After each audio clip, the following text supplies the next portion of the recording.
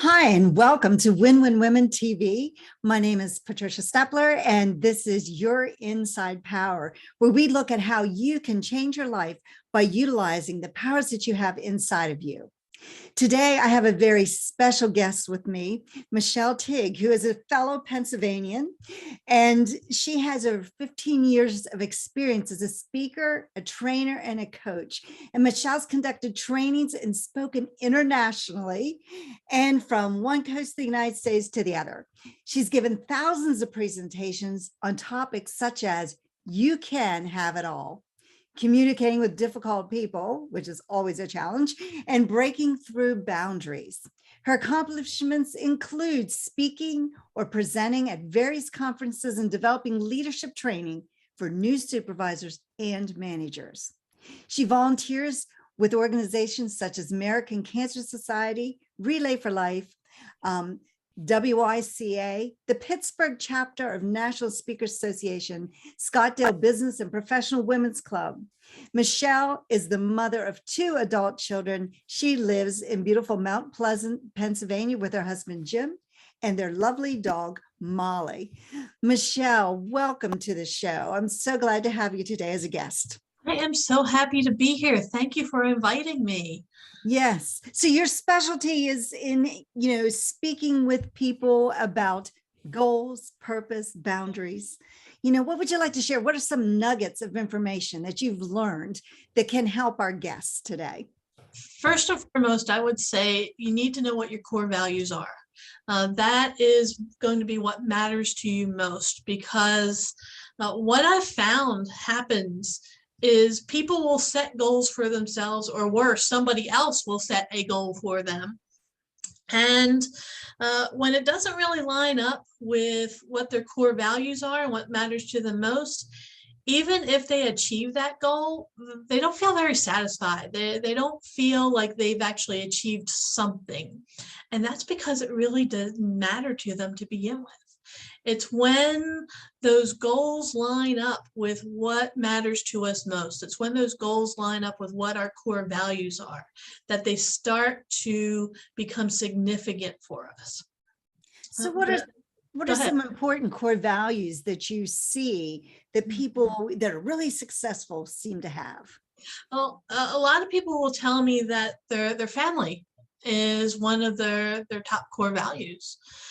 And what I have my coaching clients do is first figure out what their core values are, but then take a look at how they're living their lives.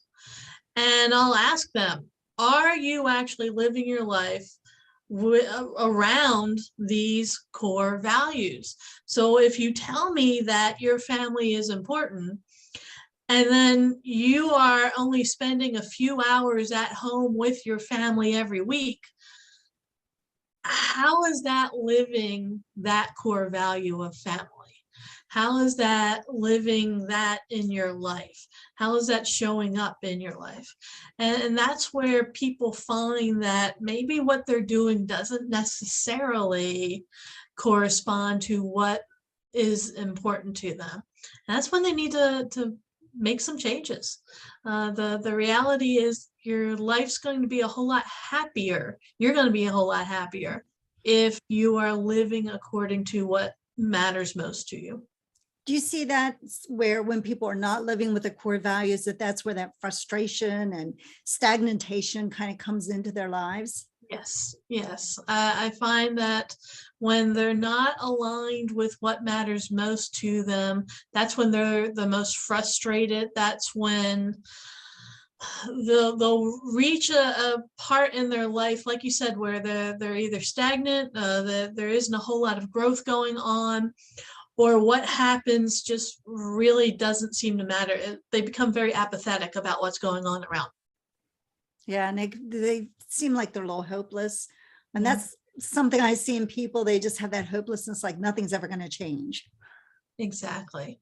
And so one of the first things I ask them to do is to analyze, what's important to them and how are you living your life?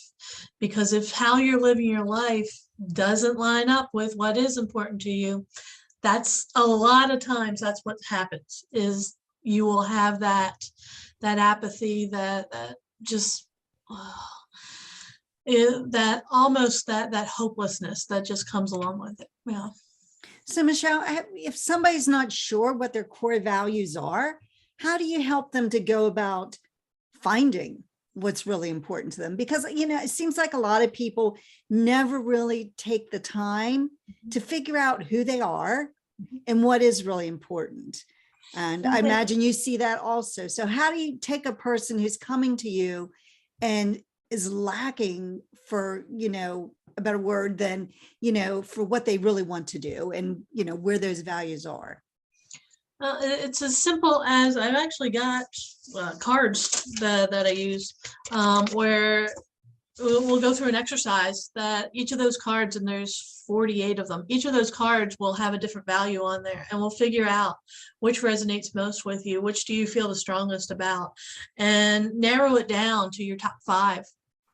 And wow. Those are going to be the ones that should truly be apparent within your life, because that's what you personally have deemed to be the most important. And when it comes to values, they're going to change from person to person.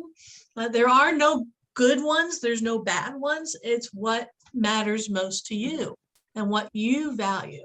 And what you value could be very different from one of your family members, could be very different from one of your friends. And it doesn't make it wrong or right. They're your values. It's what matters. And you're right. There's a lot of people that they go through life and they don't take the time to just stop. And literally that exercise takes less than 10 minutes.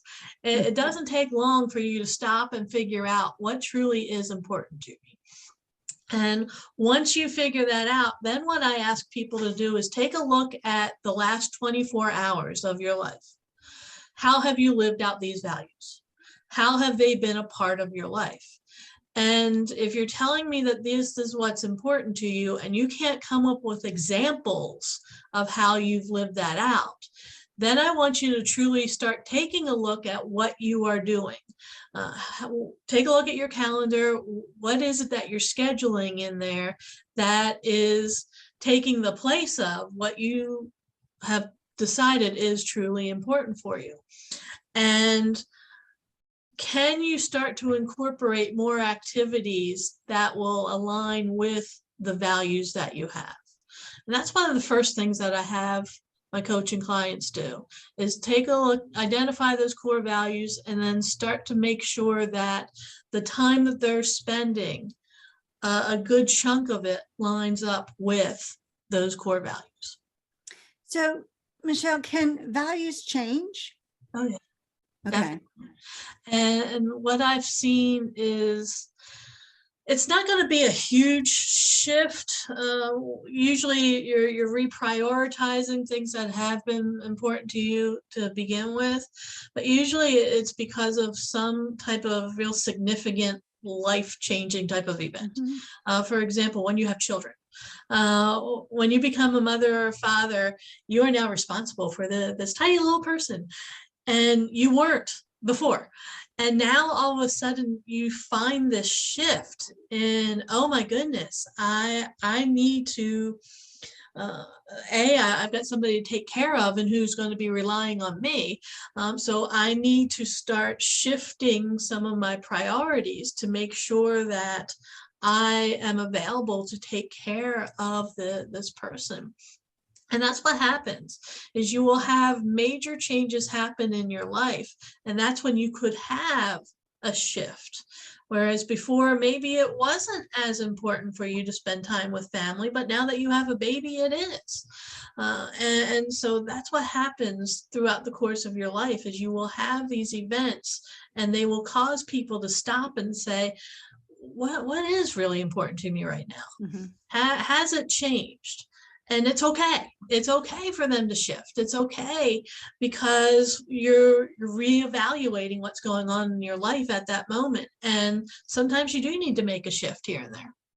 So, I can totally relate with that, because when my kids were little, like, I felt like I was living my life for them. Yep. But do you also see that shift with women when they become empty nesters, that maybe for perhaps the first time in 20 or 30 years even, they are suddenly like, okay, now it's my turn? Yes. And that's what happens is once you've done this fabulous job of being a parent and your children are off there on their own and they're productive members of society and they're doing all that good stuff that you taught them to do and you did a great job of raising them.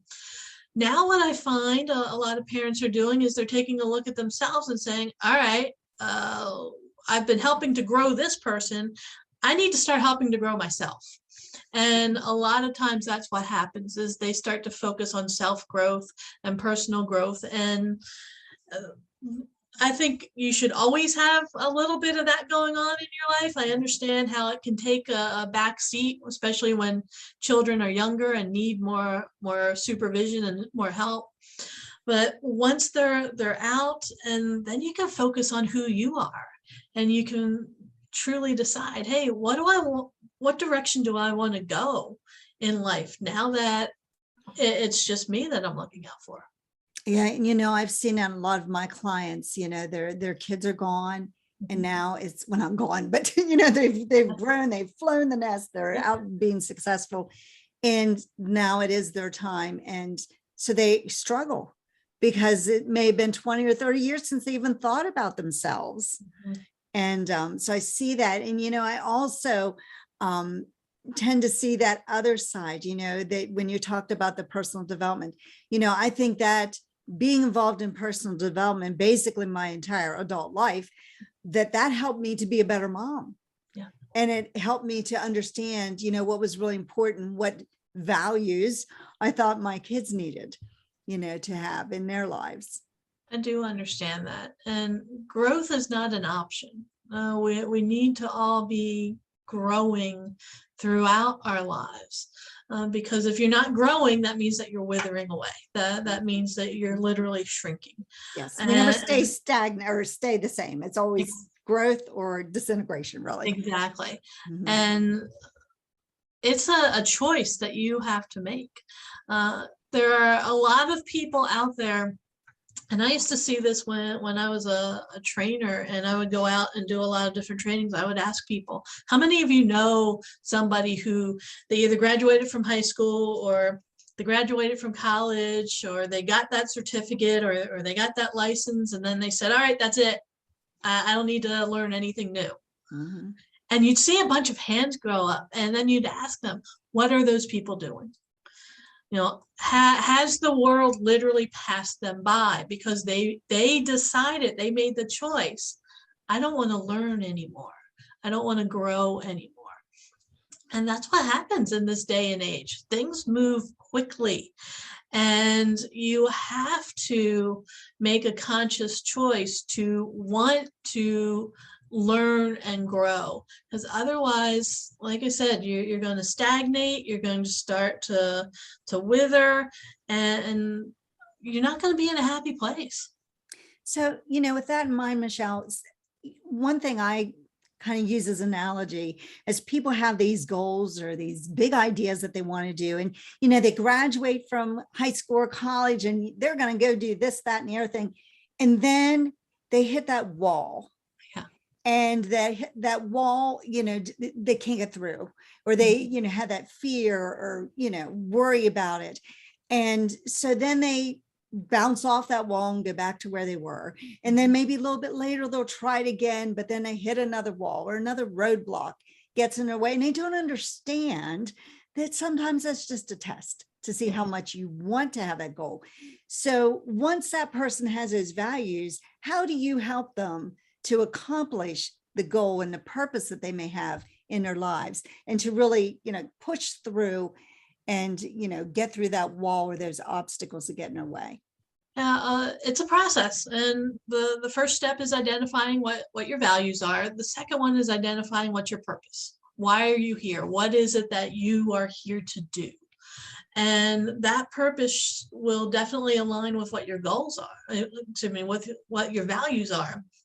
But then I also want to know, what's your vision for yourself? 5 years from now, where do you want to be?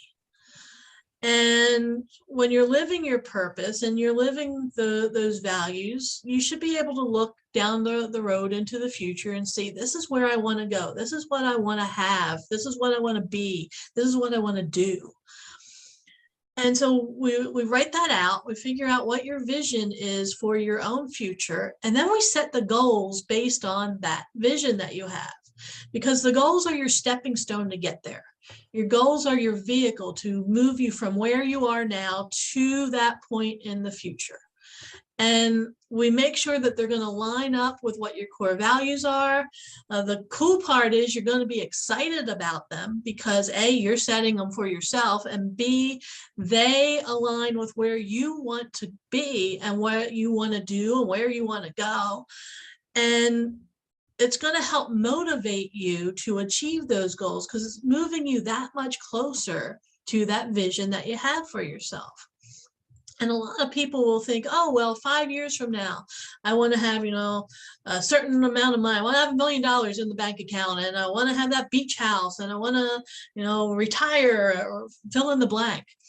And once they figure out what that vision is and we start setting goals, what they find is because they're working towards that vision, it becomes a reality a lot sooner rather than later. And that's because we make sure that those goals are very purposeful in moving closer to achieving that vision.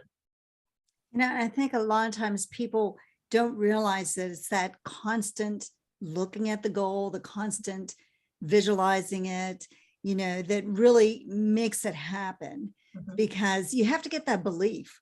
Yes. And, it's nice to think, oh, I'd love to make $500,000 or $1 million.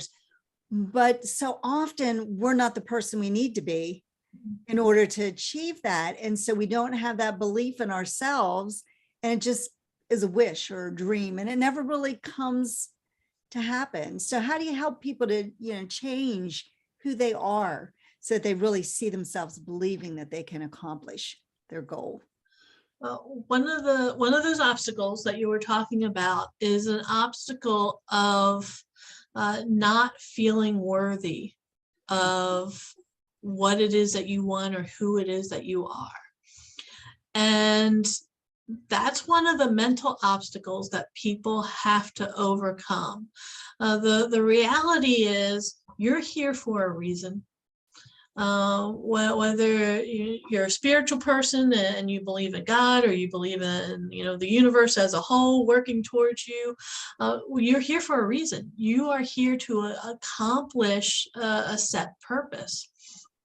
And the more you work in that purpose and the more you do towards that purpose, the happier you're going to be, and the more that's going to come your way. Because you are worthy of that particular purpose, and you are worthy of achieving your goals through that purpose. And when people start to realize, yes, I am worthy, that's when the switch goes on in their mind. And that's when they start to realize, I can do this. I truly can do what I set out to do. They need to break through that particular boundary. They need to break through that obstacle of feeling that they're not worthy. Because once they do, one of the things that you find is everything you want is on the other side of that obstacle. So when you break through that obstacle and you realize just how worthy you truly are, that you wouldn't be here if you weren't. You wouldn't have this purpose if you weren't worthy of it, that you wouldn't be setting these goals and working towards them if you weren't worthy of them. So once you get on the other side of that, it opens up so much more for you. And one of the things that people realize after they begin to achieve the smaller short-term goals that they set for themselves, a lot of times people realize that the dream and vision that they have is way smaller than it could be. Yeah. As my friend and mentor used to say, Bob Proctor, he used to say, once you get to your goal, you realize you could have gone so much further. Yeah. And so, everything we want is out there seeking us too. Yes, And it I did. think if we keep that in mind, that we're moving towards our goal as it's moving towards us Mhm. till we meet, that's a great way to look at it. So it doesn't make it seem so far beyond. It's that law of attraction. Yes, What you put out there that you want is being attracted towards you. Now, it doesn't mean that you just get to sit there and just say, this is what I want. You have to take action. exactly. That's what the goals are all about, is taking that action to move towards what it is that you want. And in the meantime, like you said, it's moving towards you. Yeah. So you're closing that gap. The more action you take, the closer you're getting. So you were talking about breaking through boundaries. Can you tell us a little bit more about that? Sure. I was just talking with a group of women on Tuesday evening about this, and there are different mental obstacles. Like I said, one of them is this feeling of worthiness. You've also got this one mental obstacle that things just aren't possible, but that's not true. Everything is possible. Anything is possible. If you think about just in our lifetimes, how people thought at one point in time something was impossible, and all of a sudden there it is. I think about technology and just how many possibilities there are with technology at this point, and how much change you have seen. So everything is possible. And that means that anything that I think of can be created. Anything that I think of can actually show up there in my life. And so that's one of the mental obstacles that we have to break through, is this thinking that, no, it's not possible for me to do that. That's not true. It's possible for you to do. It's possible for you to do so much more, because one of the other obstacles is scarcity. People think that there's only so much out there, and that's not true. The world is abundant. If you ever study physics, if you remember way back when in high school or in college, and you studied physics, you learned that matter is constantly being created. That matter is here.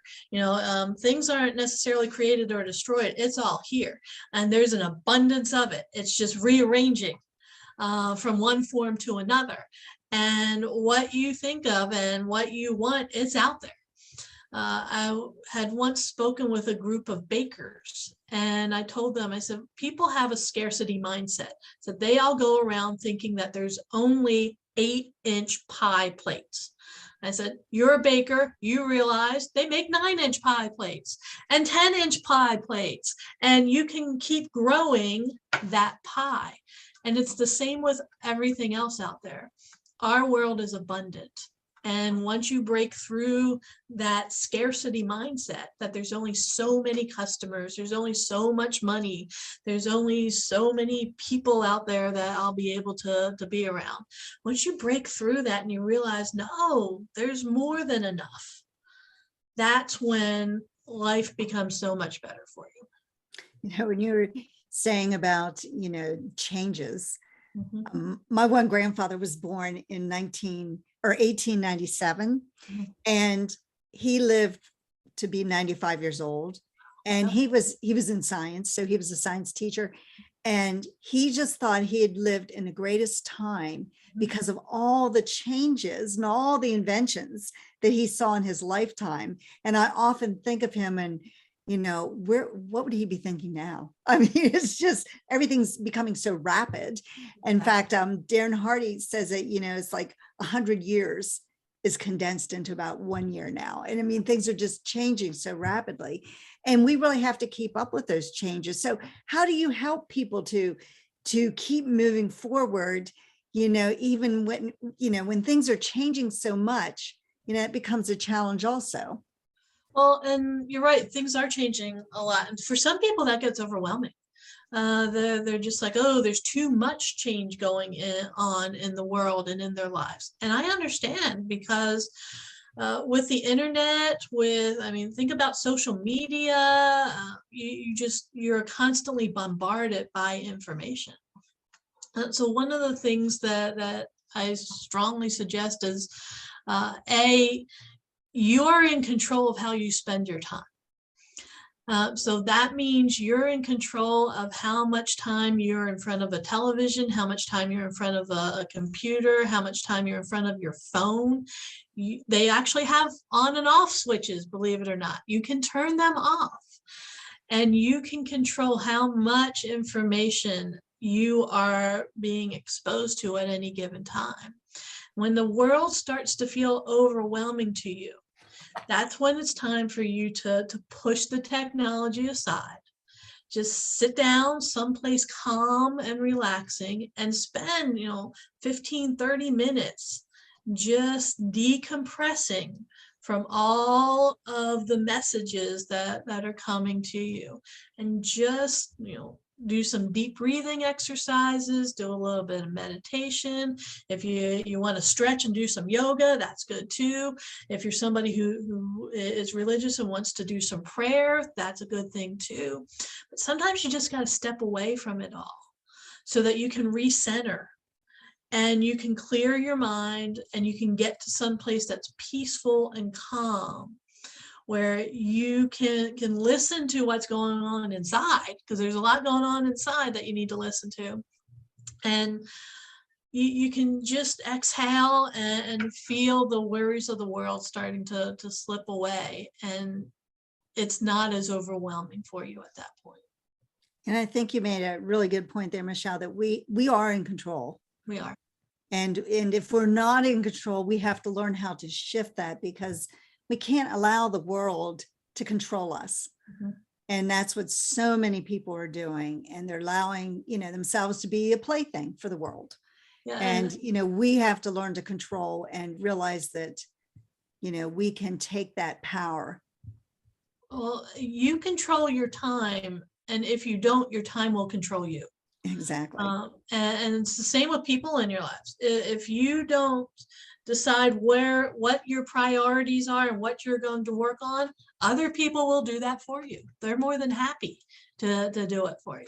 So take back control of your time, take back control of your life, take back control of how you're spending that time, because it's yours. And you have a choice in how you're going to spend it. Okay, Michelle, in the last couple of minutes we have here, how can people get in touch with you, or maybe you have something special that you want to share with them? Sure. The easiest way is to go to my website, ateagueofyourown.com. And actually, if you go there to my website now, you're going to find that you can get a free worksheet with core values on it. So we had talked about that earlier, helping to figure out what matters most to you, what your core values are. You go to my website, ateagueofyourown.com.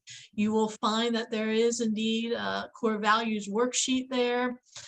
There's a couple other freebies on there too, but all you got to do is go there to ateagueofyourown.com, click on the gift tab, and you'll find the core values worksheet. You'll find some brainstorming activities, checklist for engaging meetings, and disc profile cards. Lots of goodies that can be helpful in developing your own growth. I think if I put the HTTPS. Yes. Yeah, it's ateagueofyourown.com. No www in front of it, just ateagueofyourown.com. And from there, you can actually email me. You can call me. My number's on there. You can text me. Let me know how I can best help you. There we go. Now it's going to light up, so you can just go to that. Yes. That sounds wonderful. And to understand those values and to get those free gifts, I encourage everybody to go to ateagueofyourown.com and get Michelle's gift for today. Yes. Okay, this is Patricia Stepler with Your Inside Power. Join us next week when we will have another guest, Cheyenne Kramer, who will come and share some powerful things that you can also do from using your inside powers.